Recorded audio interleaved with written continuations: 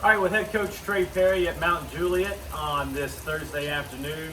Coach, can you tell me what it's like being a head coach during this pandemic? Just what's a day of the life like, with your football team? I'm sure it's a lot more added responsibility, of course. I remember growing up and there being an Opryland and you get the ticket and go get on the roller coaster and strap in. That's about it. Yeah. But I've kind of been consistent about this. It has been a lot easier for me personally because we've had parents that have been incredible, and our young men have been great about adhering to what we're asking them to do because they know that their season sort of hangs in the balance of making sure that they do that the right way. So far, so good here. And you've had good attendance so far, and players are cooperating. Every practice that I've been to during this off season, players have done a good job of social distance because they know come August 21, they want to play football. Right, and we try to be upfront with them too and make sure they understand because a lot of times in football when you're looking at it, it's a situation where, and I've always got one foot in old school and one foot in new school, and the old school me says you better be at practice. Well, that all had to go away. We're in a situation now where that can't happen anymore. They have to be upfront and honest with us. We want them to communicate. We want to know why they're not here. But when they're having those symptoms, they're at home. Yeah, with the governor's blessing and Tito Lustemblade's guidelines that they recommend, what do you think a game day here will look like as far as added responsibility for you? What's it going to look different for the fans? Well, it's not going to be the same. So everybody understands that. And I think that's the case anywhere. I think if you go in a retail store, it's not exactly the same.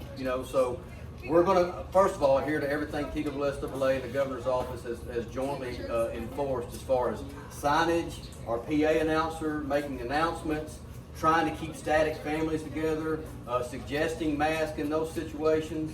And, even we had to look at our chairback seats. Like and I've got great quarterback coach people that are willing to move those around, and maybe they're not sitting in the exact same place they have in the past, but everybody's been awesome so far about understanding what we have to do to try to mitigate the virus. Talked with you twice, and you mentioned your quarterback club. How much are coaches relying on assistant coaches, quarterback clubs, alumni, other school resource officers, or school teachers to help aid and get this football season kicked off? We have to, and it probably kind of goes unnoticed even in what I would define now as a normal year.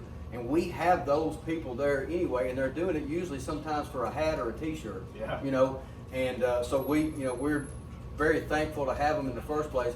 But this year that's ramped up even more, and it can't be one of those situations. We've got to have a backup for the backup. We don't want our lines to be long in those kind of situations. We also realize that you've already been through that. Like you said, if you're living on this blue planet, you've already been through some of that.